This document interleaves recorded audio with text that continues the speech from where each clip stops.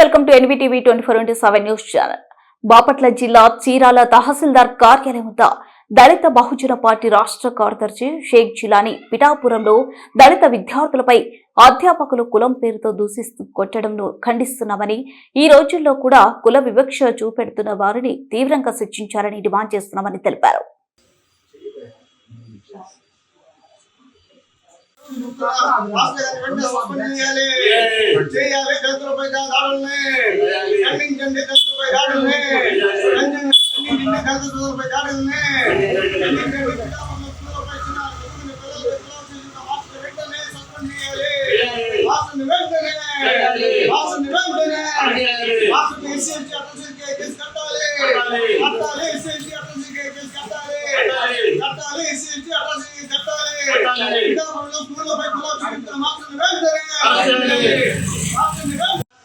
మన కొత్త జిల్లా అయిన పిఠాపురంలో చదువుకునే ప్రభుత్వ స్కూళ్ళలో చదువుకునే పిల్లల మీద ఈ కులాభిషేకం చేయడం చాలా బాధాకరం. ఎందుకంటే మన భారతదేశం అంటే గొప్ప దేశం. అలాంటి దేశంలో ఈ కులాభిషేకం అనేది నశించకపోవడం చాలా బాధాకరం విషయం. ఎందుకంటే మనకి 76 సంవత్సరాల స్వాతంత్రం వచ్చి ఏ రోజు ఇప్పుడంతా కూడా కులాభిషేకం నశించకపోవడం చాలా బాధాకరం. ఎందుకంటే గీతలో శ్రీకృష్ణ పరమాత్ముడే సర్వే జన సుఖభవంతు అంటే అందరూ సమానమైన మానవులంతా ఒకటే అంటుంటే ఈ కులాభిషేకం ఏమిటి నేను అడుగుతున్నాను.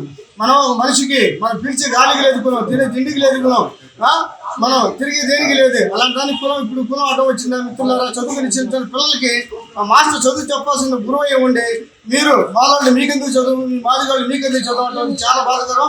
ఆ మాస్టర్ వెంటనే సబ్మిట్ చేయాలి. ఆ మాస్టర్ మీద SC ST అట్రాక్ట్ చేసి కట్టాలని డిమాండ్ చేస్తూ, ఎందుకంటే భారతదేశంలో ఉన్న 140 కోట్ల మంది మన ప్రజలంతా సోదరులమే. మనమంతా సారా జాసి హత్య హింసిత ఆమార మనమంతా భారతీయులమే.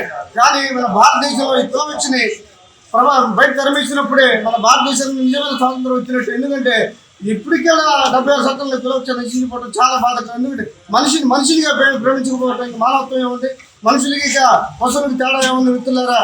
మనం ఏదైనా మనిషికి బ్లడ్ కావాలంటే గ్రూప్ AB గ్రూప్ అడుగుతాం. అంతేగాని కులం అడగదు కదా.